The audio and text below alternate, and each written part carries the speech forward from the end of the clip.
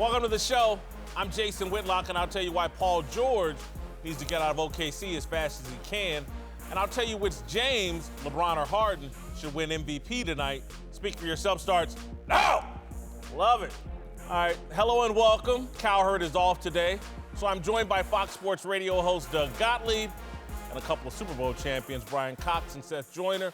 All right, guys, let's start in the NFL, which according to multiple reports is planning to suspend Jameis Winston 3 games over an incident in 2016 that led to an Uber driver making allegations of sexual assault against the Buccaneers quarterback.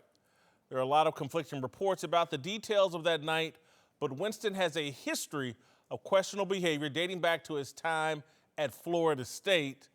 And guys, I think this is analogous to me to what happened to Ben Roethlisberger. In 2008, there were allegations, a civil case brought against Ben for an incident in Lake Tahoe. There were no criminal charges. In 2010, there were allegations about an incident in Georgia in a bar. There were no criminal charges.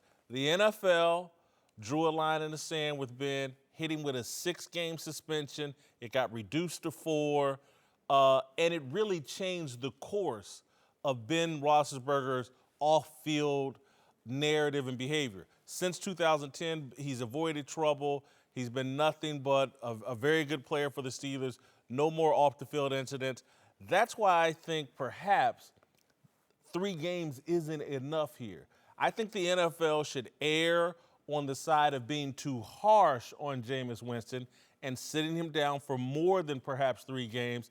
That way social media and other people won't try to extract revenge on Jameis because they felt he's been punished too little.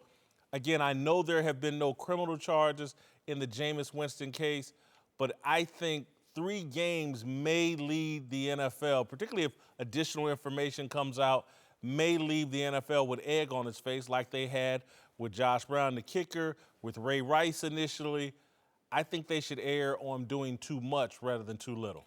The problem is they need to slow down until they get all the facts. All these leaks about him being suspended, until you get all the facts. Like you said, you don't want to have another one of those situations where you suspend Ray Rice for 2 games, and then you see the video, and all of a sudden you got to go to a full season. I would much rather see them get all the facts, get everything straightened out, because there's conflicting reports about who was in the car and who wasn't in the car, and all these different things, all these different elements that will spell out exactly what happened.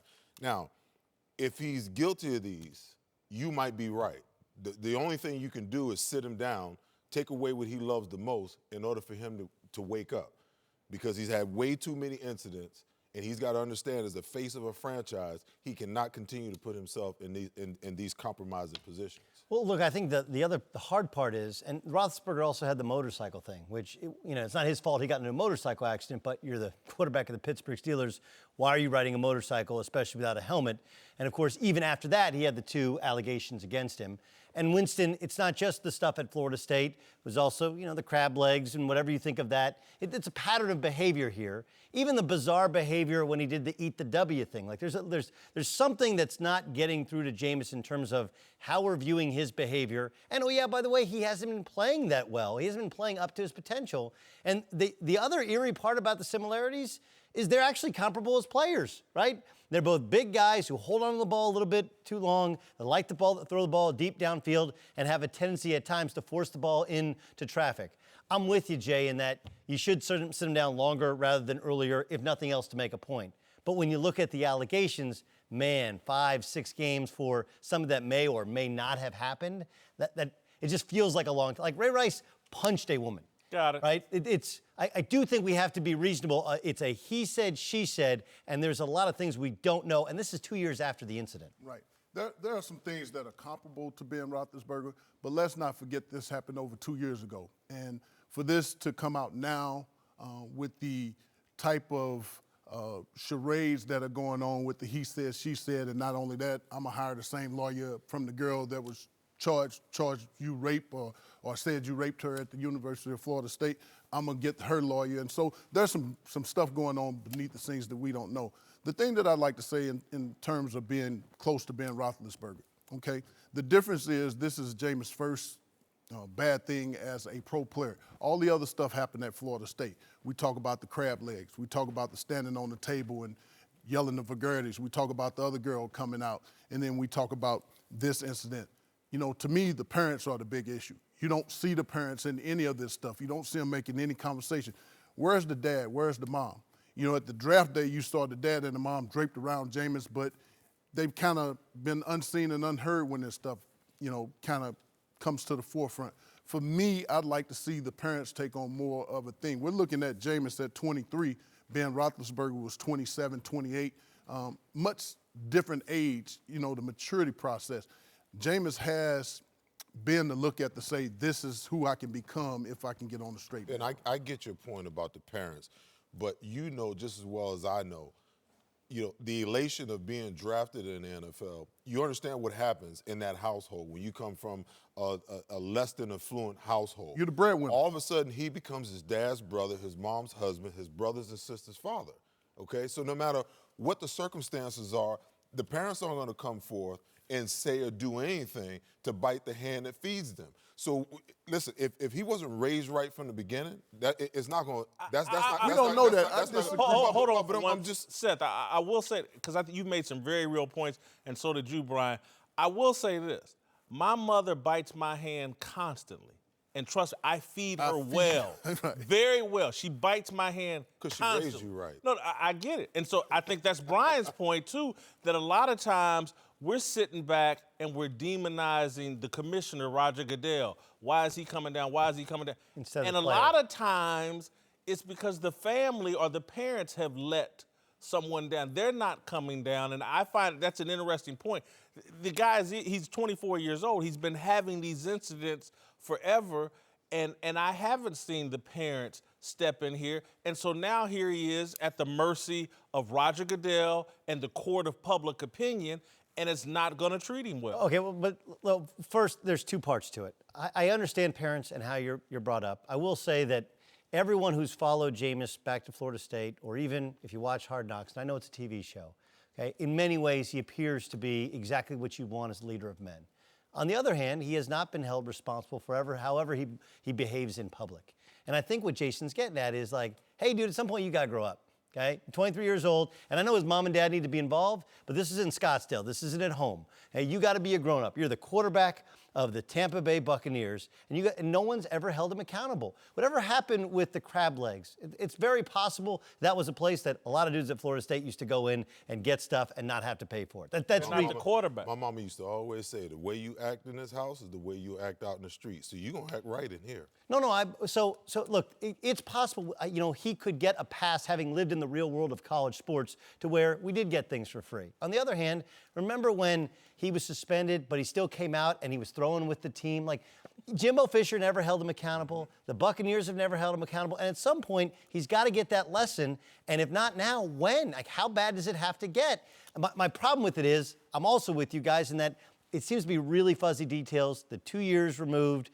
And one of the guys who's saying that he wasn't in the car is locked up for 15 years for rape. So it's really hard to believe he's a credible witness. Right. I'm with you on the stage that he has to grow up and he has to become a man. But at 23, what did you know and what did you do? Like if I was in college in a time with Instagram and Facebook, I'd be in prison. Because some of the stuff I did that was just outright silly and arrogant and being funny with a bunch of guys living like locker room. Brian, he was already accused of rape. Like I understand. You said accused. No, listen. It's hard because we have to assume that he did not, because 3 times essentially he was charged for it, even in Title IX court at Florida State, and nothing stuck to him. So I'm with you that he was just accused. My point is, if that's not a come to Jesus moment, that's not a wake up that things can go really, even if you did nothing wrong. I understand that we all would have gotten in trouble for silliness in college or silliness at 23, but it should be different for him considering what he was potentially facing at Florida State, and you think he would have matured by now. All right, we got to move. All right, back in April, Tampa Bay picked up the 5th-year option on Winston's contract, and according to ESPN, the team's ownership is standing behind their quarterback until the NFL concludes its investigation and comes to a decision about his fate. Depending on how this all plays out, given Jameis's history, I think the Buccaneers should consider cutting ties with him for a lot of the reasons we're talking about here in terms of this dude doesn't seem to be getting the message. And the only thing that stops me from saying they should cut ties with him is Ben Roethlisberger. Is that Ben Roethlisberger went through the exact same issues at 27, 28 years old that Jameis is going through right now at 23 and 24. And it seems sitting Ben Roethlisberger down and someone in the Steelers providing the help that he needed seems to have put Ben on a different path. This is Jameis's last shot here. If this doesn't wake him up, nothing will, because I sit here and just struggle with his decision-making. How are you out partying with Brandon Banks, who at the time was awaiting to be tried on sexual battery and assault charges? How were y'all partying together in Scottsdale at any point that you're even in the mix with this guy? He's not a Florida State teammate. I don't know where they know each other from. Jameis's decision-making just seems very shoddy, and if the Buccaneers did cut ties with him, I wouldn't blame him. The only support that I'm going to give to what you're saying is the fact that it was 2 years later, 2 years ago, like Brian said. Now, there's a lot of transformation that can happen in 2 years. You know, we're talking about something that we're 2 years removed from like it was yesterday, and that's just not the case. Should they move on from him? I want you to think about, you know, you've got a head coach down there that's hanging. He's on the hot seat. Sure. Okay? The organization just made massive changes from a personnel standpoint, and especially on the defensive side of the ball. On the offensive side of the ball, they've been loaded for the last year and a half. Now, you're going to tell me you're going to turn that over to Ryan Fitzpatrick? You're going to go and draft another quarterback next year and turn supposedly. It's a very difficult football decision. You're absolutely right. But there are other factors beyond football in terms of if Jameis Winston has another mishap, the Tampa Bay Buccaneers will be trashed, ownership will be trashed, general managers, executives will be trashed, the head coach. All hell will break loose on the Tampa Bay Buccaneers if the next mistake Jameis Winston makes. If they don't win in the next year to 2 years, all hell's gonna break loose. Okay, so I feel like the organization got to protect its image, man. Listen, I feel like if Jameis, if he has another hiccup, then everybody who goes to bat for him, they're gone anyway. If they don't win, they're gone anyway. Okay, so the organization has got $20 million locked into this kid. Is guaranteed money next year if they pick up when they pick choice, up. But they should consider. But let me interject here. In the NFL, it's about wins and losses. Nothing else really matters. So to have a quarterback that's a character that is not liked or has been in trouble, how many times is he going to get in trouble before we say that's his character? At some point, they have to get their support staff together and get this kid on the right path. They got the blueprint in Roethlisberger in front of them. But this guy is, having coached in that division in Atlanta, this guy is the best competitor. He's a really good leader. The game's on the line. He wants the ball in his hand. There is no way in the world that Tampa Bay doesn't sign him to a new contract because you got a guy that can lead you to the promised land. Now, having said that, I want to make sure in no way, shape, or form people are saying that I'm suggesting that you should keep a guy that's done something inappropriately to a woman. I'm not saying that. I'm talking purely from a football standpoint on how you get a guy and you say, we haven't won around here for a long time, who can lead us to a championship? Jameis Winston can lead you to that. So if I'm the Tampa Bay Buccaneers, I'm getting my support staff together and say it's time for you guys to earn your money. This guy's going to be here and you're going to make him the person that we want to see off the field and that people can be proud of from this area. That's what I'm doing if I'm the Tampa Bay Buccaneers. Here's the one problem that we haven't yet addressed is that he wasn't good last year. And in several moments to which you wanted, all right, this is the year to which Jameis Winston becomes what we thought he could be out of Florida State. So look, he was, and then you bring in the idea, if you're pot committed with him, you go to bat for a guy who, if he is suspended, the NFL is saying, we believe he lied. Okay, he lied to his bosses. So I'm with you, Jason. I consider it. I don't. Okay, I give a guy a lot of rope, and he may hang himself. He may hang all of us with it. Right. But I do think you consider it, one, hasn't been as good as you would have wanted, and two, and maybe most importantly, if the NFL believes it's more, more probable than not, that they believe he lied in the investigation, and he got Ronald Darby to lie for him in the investigation. That's what they're saying. They're saying, like, look, the phone evidence, the electronic evidence doesn't match up with what you're saying, that you weren't in the car by yourself. If that's accurate, now you have a guy who isn't, won't tell the truth, isn't playing up to snuff, and isn't getting the message. I consider it. I keep him, but I consider Brian, it. I want get that video of him melting down at the end of the final regular season game. Because I really, Brian, I want your reaction to this video of the meltdown at the end of this game. Because everybody's talking about what a great leader Jameis is. Right. He melted down and made a fool out of himself in the final game of the year. They basically had to get tossed out of the game. He comes onto the field. How is that consistent with the leader that you see? How's Tom Brady cussing Josh McDaniels out on the sideline consistent with the leadership that we see? It's no different.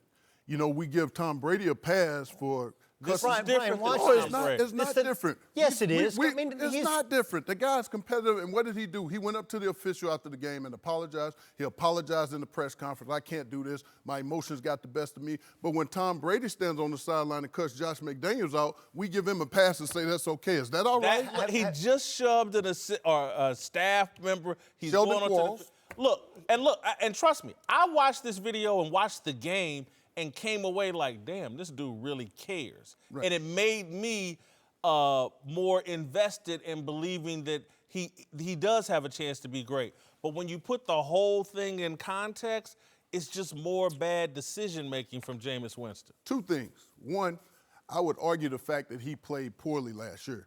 Their defense was at an all-time worst. It was one of the worst in the history of the game. They were decimated on defense. He didn't play as well as he should. But when you talk about this draft, when you talk about him being one of the great young stars of the NFL, he's going to be that. I was in that division. We played against him 6 times when I was in Atlanta. I think we went 4-2 or 3-3 or something. The guy has all the stuff. The players believe in him when he's in the locker room. They believe him when he walks into the huddle. This guy has 59 turnovers in 45 games. Nice, fine. We can also say the same thing about Steve Young. Everybody forget about what he was at Tampa Bay, but yet he's Hall of Famer. Nobody talks about it. When he was Bill at Tampa Walsh isn't walking through that door. Yeah, they don't have to. At the same time, I would just say Jerry Rice isn't playing in Tampa. I would just say this. The guy's young. The guy deserves a second chance. I'm not making any mistakes for all the things that he's had in his past. But everybody has a past. And so it's up to us, instead of ostracizing the guy, because I've been in this position many a times, instead of ostracizing him, let's embrace him and say, hey, man, you got to do better. You're going to do better. Somebody has to be close enough to him that can get to him, to speak that language to him, to slow him down. For me, it was Joe Green. When Joe Green started talking to me, the world started making sense. When I went to New York and Bill Parcells started talking to me, the world started to make sense. When you know better, you do better, as has been said. He doesn't know better yet. Some of the stuff that he's done, alcohol was involved. Some of that stuff, we don't know all the circumstances surrounding this thing. But if I'm your friend and I'm out with you, you're not putting me in Uber and sending me away. We're all going home together. We came together, we're leaving together. That could have possibly stopped this incident from happening if somebody would have stepped up in that situation and said that. But for me, if I'm Tampa Bay, I'm signing this kid because from what I've seen in the 3 years as a player, if they fix this surrounding cast a little bit and fix the defense, this is a Super Bowl contending team. And we all know the NFL does not turn their back on people that can help win. At Buffalo Wild Wings, we'll admit that we often go overboard with our limited time offerings. We just can't help ourselves. Take our new signature sampler. For $15, you get wings and 3 shareable options like fried pickles or cheese curds. Then there's our aptly named over-the-top nachos, a literal mountain of crispy tortilla chips loaded with your choice of pulled pork or honey barbecue grilled chicken, corn, jalapenos, and more. Then top it all off with our new platinum margarita. Go overboard with us today at Buffalo Wild Wings. Wings, beer, sports. Available for a limited time while supplies last. Please drink responsibly. All right, welcome back. Brian Cox and Seth Joyner are back. Let's move to the NFL, where Chiefs offensive lineman Laurent Duvernay-Tardif just did something incredible, graduating from medical school after taking classes in the offseason for the last several years. Even still, the NFL is refusing to allow the first player ever / doctor football player to put MD on the back of his jersey, which LDT, as I'm calling him, requested earlier this year. This is somewhat lighthearted, but there's some truth in it. I would let guys have fun on the back of their jerseys before I would let them do all the gyrations and touchdown celebrations. I would rather see guys with nicknames on the back of their jersey or whatever on the back of their jerseys. As long as it doesn't get political and divisive, you should damn near let people put whatever they want on the back of their jersey. I'd rather do that than to see Antonio Brown gyrating on the field. And so I don't get what the NFL's thinking here. The guy wants to put MD on the back of his jersey. He's earned it. Why be a stickler on this? Did you see the back of his jersey? He ain't got no more room on the back of that jersey, man. No, I mean, just jokingly, I can see both sides. I mean, it's a tremendous, tremendous accomplishment to be able to finish to get your medical degree while you're playing professional football. Some people can't even do one or the other, you know. So I get him wanting to have it, but I can also see the NFL side of this. Which is? Because where do you draw the line? I mean, do you want this to turn into the XFL back of jerseys all over again? Why not? Well, I would just take this side. I'm on the side of the NFL right now. And for me, I can't believe this. For me, it's not a suffix. It's not. He's not a senior or a junior, or they don't have MD as a suffix. I don't like those either, by the way. For me, well, I like it because my son's birthday today. He's a Carolina Panther, so he got Cox Jr. on his jersey. but for me, MD is something that you accomplish. Great accomplishment. Great. But that's not your name. That's who you are. You're a medical doctor now. You can say that. And that's something to be very, very proud of, but that's not your name.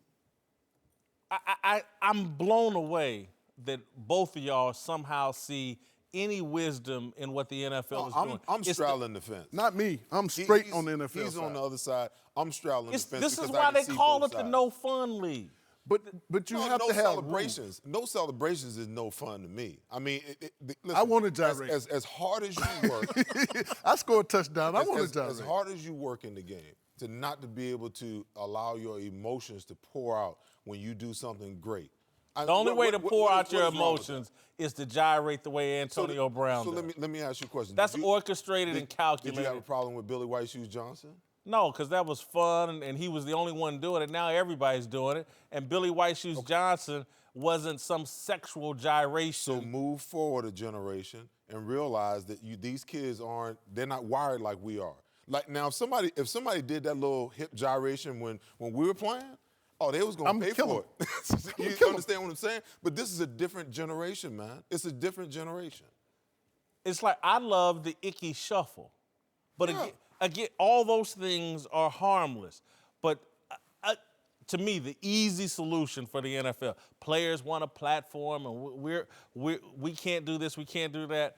You'd satisfy a lot of players if they could put Pookie on the back of their jersey. No, I don't want to play against Pookie. Or Ray on the back of his jersey. So what is the announcer's supposed Pookie on the tackle? No, you call him by his real name. No one cares what's on the back of the name. It would just be fun.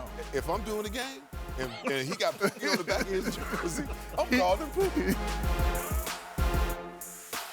Hi, I'm Alexi Lawless. I used to play soccer back in the 1900s for the U.S. Now you can find me talking about soccer this summer during the World Cup on Fox. Now through July 15th, you can get daily FIFA World Cup updates from me through your Alexa-enabled device. Just say, Alexa, play the Fox Sports Flash Briefing, and you'll get the latest tournament news straight from Russia. Alexa and Alexi. Now that's a winning team. Don't forget to watch the 2018 FIFA World Cup all tournament long live on Fox and FS1. All right, welcome back to the show. Doug Gottlieb is back. We're joined now by NBA insider Rick Bucher and the founder of the Big Lead, Jason McIntyre. Let's move to Oklahoma City. where Carmelo Anthony surprised nobody by opting into the final year of his contract with a salary just shy of $28 million. Melo took to Instagram to gloat a little, posting a pic of himself in Germany with the caption, "Oh, you mad, huh?" It's possible OKC could still buy out Carmelo, but if he's with the team next season, I think Paul George is making a hell of a mistake here, sticking with OKC. If Carmelo signing or taking that $28 million is a guarantee, they're not going to be any good. They won't win in the postseason. And what's the point of sticking in OKC for another year with the OKC mess? We saw it last year. Why do it again? Why not just get the hell out of there and find out where LeBron is going and meet LeBron in that city? I want to disagree with you. I really do. Because I want to believe that Carmelo Anthony's smart enough to know if he would sacrifice his ego and come off the bench, they could find mismatches for him, and he could still give you 18 a game and fit into the right matchups. I want to believe that. The problem is, I read the Instagram post, and he's basically saying, I'm Melo, it's got me this far, and I'll ride this thing into the sunset. He ain't coming off the bench. He's not playing any defense. He's washed as a star, and he's the only one that apparently doesn't have the wherewithal to know it. I completely agree with you. Get the hell out of Oklahoma City. That is a sinking ship that was built with tons of young talent and depth, and now they are front-loaded with stars that don't fit together and lost in the first round. Well, let's face it, they put it together in order to get Russell Westbrook to sign the extension. So once they did that, mission accomplished. Now, there's a simple question that Paul George has to ask himself in this. Are they better with Carmelo Anthony, or are they worse? His signing makes them better. If he leaves, they don't have an option to get better. They don't have cap room to change that team. And you guys may look at Carmelo and you say with Carmelo they're better. Without question. Are you saying you take Carmelo Anthony off that team and you leave it as is? That is a better team without Addition Carmelo by subtraction. Anthony. Right. No chance. No chance. Why? No chance. Did you watch him play this year? Absolutely, I watched Who's him he play guard? that first year. They need to convince him that His he needs to shot's play gonna get power better. forward. Look, he's averaging 16. Where are you going to get that? You can look at what Carmelo has been. How much has he given and up? what you want him to be. How much has he given up? Rick, do you mean? how many teams does he have to go through? How many teams coaches does he have to go through in New York where it's the coach's problem, the general manager's problem, it's this guy's problem, it's that guy's problem? There is the other end of the floor is what Doug is talking about. This was a playoff team, right? Yes, but it was a playoff team before he got there. They improved by one game. Okay, but we're not Adding looking Paul at, George and Carmelo Anthony, they improved by one game. Again, they got worse with again, better players. Again, you take him off of that team, they're not a better team. And Paul George views it that way. You two may look at it and say, he's not the player he's always been. That's almost like saying, taking me off the scale and the scale doesn't get lighter. I mean, literally, that's what that sounds like. So, Rick, here's the big issue with Paul George. He has to decide, do I want to play with a selfish player, Russell Westbrook, for the next 4 or 5 years? Okay, hold on a second. No, wait. Or do you want to play saying- with the selfless LeBron James, who averaged 9 assists per game, carried a pretty inferior Cavs squad to the finals? And listen, if you want to argue, hey, he'll make $45 million more staying in OKC, that's great, because you're going to have a lot of extra summer vacation time when you're out in the first round of the playoffs every year, Rick. Paul George does not look at him that way. Russell Westbrook does not look at that way. I get that there are critics on the outside that look at Melo and say he is this. Paul George doesn't view it that way. Let's take the flip How side. does Rick Bucher see it? I have hope still that Carmelo Anthony At will 30, what is he, understand- 42? No, listen. And he's going to change. That's the thing, though, Rick. I wanted to disagree with Jason. Right. I wanted to see an Instagram post from Germany going like, so happy to be back. PG, come back. Let's go and win 60 games. Well, That's not his not style. going to change his personality. Because he's not going to change who he is. He's not gonna change the the way he same plays guy. on the court, He's not Rick. coming off the bench. He's not changing roles. He's not doing anything other than what he's done to this point, which has made him a lot of money, but has exactly zero in terms of winning in the postseason. Regardless of any of that, if you take him away, look at the message that you're sending Paul George. If Carmelo Anthony says, I don't care about $28 million, I know I can't get that on the open market. I want out of Oklahoma City. I am out of here. What message does that send Paul George about Oklahoma City and that team? What is the message? Are you talking about, look, they were sending the messages. They wanted him gone. There's a reason the stories were leaked that he might he might opt out. That was from Oklahoma City's management. Understood. Look, among all the guys that are at this table right now, I was the one guy who was there during their playoff round against Utah. I was in that locker room. I talked to Paul George. I talked to Carmelo Anthony. I saw the dynamic. You guys might not like Carmelo Anthony, and you might not like him in that battle. No, but that makes a difference. I don't know. If Paul George wants to play with Carmelo Anthony, then Carmelo Anthony staying in Oklahoma City is a plus. And it doesn't matter what the view on the outside Okay, is. but Rick, I love your point that you were there and you understand the dynamics better than we do. I'm going to accept that. I just don't think there's a logical argument to be made that Carmelo makes them better and they would not potentially have more upside if Carmelo's not there. Maybe Russell Westbrook adjusts, Paul George adjusts, Steven Adams plays a bigger role. Other pieces around them make up for the fact that Carmelo's atrocious on the defensive end, and on the offensive end, he just wants to stand around, and until he catches the ball, the offense really hasn't started. You are asking Carmelo Anthony to make a transformation here. Yeah. He's playing a different position. He's playing a different role. I am going to give him more than this past year in Oklahoma City He's 35 or 36 to be able to. Carmelo and It's not Westbrook age. or LeBron. I mean, that's what you're looking at? Kawhi Leonard's future is still up in the air since demanding a trade a couple of weeks ago. Kawhi and Greg Popovich have been at odds for months, and now a high-profile former Spur, Bruce Bowen, is siding with Pop, saying that Kawhi has done nothing but make excuses all season. First, it was, well, I was misdiagnosed. Look here, you got $18 million this year, and you think that they're trying to rush you? You didn't play, for the most part, a full season this year, and you're the go-to guy. You're the franchise, and you want to say that they didn't have your best interest at heart? Are you kidding me? Well, I think he's getting bad advice. I think what you're starting to see now is, an individual given a certain amount of advice, and it's not the right advice. Here it is. You were protected in San Antonio. You were able to come up during a time where you still could lean on Tim, Tony, and Manu. Not one time has Kawhi come out and said anything to the effect of, you know what, hey, I really enjoy being in San Antonio, or I can't stand what's going on here in San Antonio. Not one time has he said anything. Listen, I don't disagree with anything Bruce Bowen just said.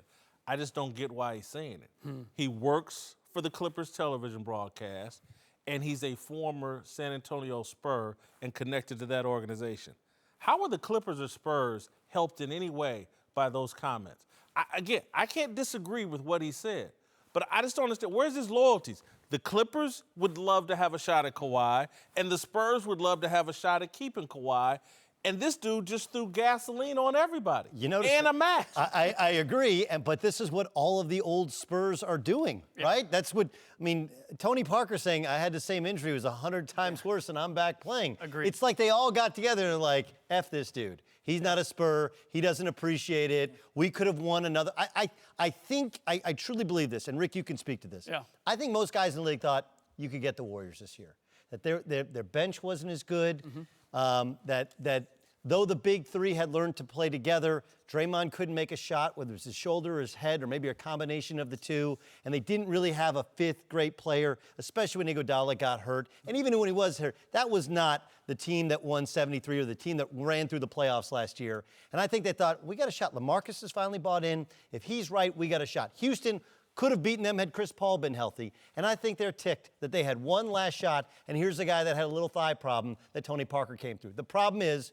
why is he saying it? And forget about the Clippers. If you really are a loyal San Antonio Spur, right? If you cut him open and he bleeds black and silver, this is not the message that's working. It didn't work all year. It's not going to work now. Yeah, but the truth is, this is not about trying to salvage this relationship between Kawhi Leonard and the San Antonio Spurs. That ship has sailed.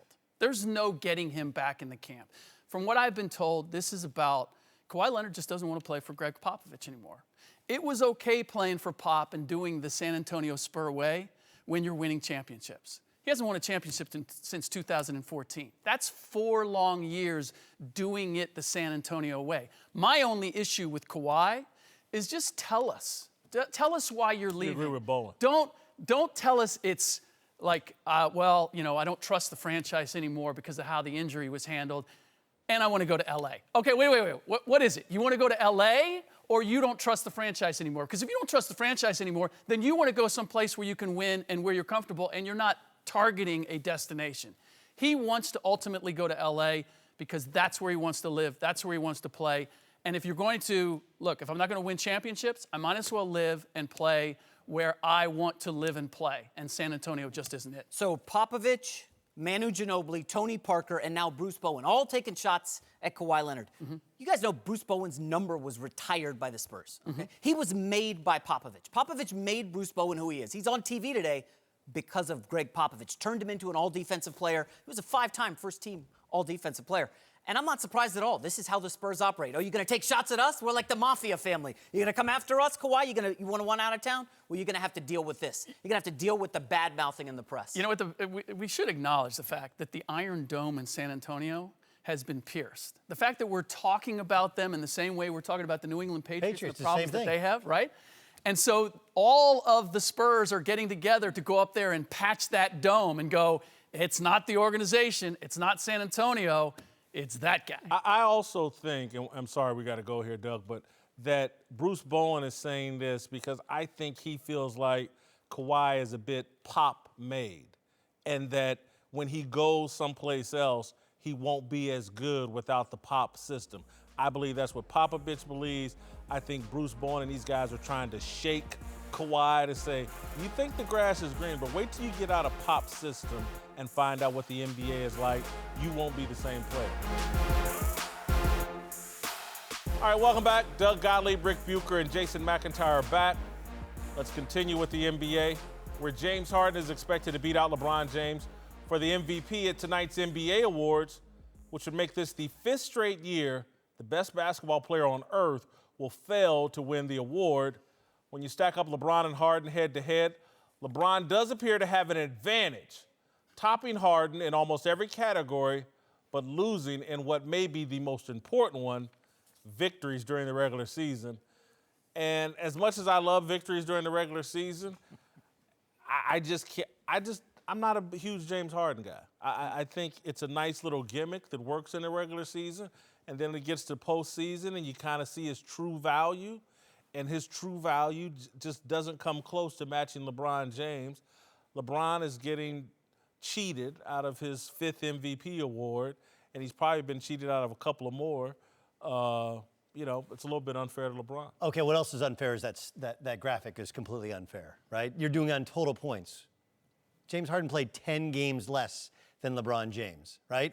So, yeah, in totals, absolutely. LeBron James also led the league in minutes. So he accumulated more stats. Like, it's completely... Playing more games doesn't matter when you calculate value. Well, no. When you calculate, you said he has more points and he's more rebounds and he has more assists. If you base it on numbers, he controls the ball all the time. Chris Paul still gets a piece of it. So the numbers are always going to be skewed toward LeBron James. Yes. So again, I'm with you. 82 games aren't more valuable than 72? Again, it's all in context. I mean, how many ever more minutes LeBron played isn't more valuable? Didn't he go through 5 weeks when he had the lowest plus-minus in the entire league? And that did happen this year, right? And he's also, let's be honest, LeBron is also living on a pass-earned reputation defensively. He took a lot of plays off. As many as James Harden. Yeah, let's not act like James Harden is a defensive superstar. I'm not. But what we do is we assume LeBron James plays defense, James Harden does not. And though I can't watch James Harden play, okay? I'm the king of I understand how good he is. I understand how hard he is to stop. I can't watch him play, okay? And James Harden I'm talking about. Yeah. And LeBron James is a better player, but he was not for a good portion of time during this regular season. Look, if we really want to do value, Anthony Davis should be in this conversation. Plays both ends, scores. His other best player in the team got hurt, and they found a way to get better. We could do Damian Lillard, who had an incredible second half of the season and finally started to play defense. But if you ask who had the best season, which is what this is, in the regular season, the Rockets, that's what the MVP is. The Rockets had the best record, and James Harden had an outstanding year. He has been robbed. Carried for stretches by Chris Paul. No, he wasn't. Chris Paul was hurt half the year. Most valuable. For me, that's like if you take them off the team, what's their value? And we know the Cavs are a 25-win team without LeBron. You take James Harden off the Rockets, they're probably still in the playoffs, 40, 45 wins. But I'm going to blame the NBA for this. If they gave out this award after the end of the regular season, before the playoffs began, I don't think we'd be having this discussion. Harden was excellent in the regular season. Of course Let me add not. this. Let me add this. It's difficult for fans, media, everybody to divorce the regular season from the playoffs. When you just see LeBron go to the finals with Jordan Clarkson, George Hill, it's impressive, right? James Harden got bounced, and what happened to him in Game 6 and 7? Rick, do you remember? I've forgotten. I mean, James Harden was awful against the Warriors. And based on that, you'd say that James Harden's not even the most valuable player on his own team. That Chris Paul, once he left, they couldn't beat the Warriors and didn't look like they had a chance. They ended up losing the series. So I'm with you on that. And the NBA would help us if they took your definition, or they took any definition and said, this is what most valuable player is. They don't, because then we continue to have debates because everybody has their own definition of it. I give LeBron James the MVP. It's sort of, you just step back. Don't give me the numbers. Don't give me anything else. You look at who's the most important player, who has the most effect on the game at all times. No question. It's LeBron James. The other part is that he was genius. In the 5-6 weeks when he had the worst plus-minus, he dogged it. He forced them to change that team. I don't know if the original team goes to the finals.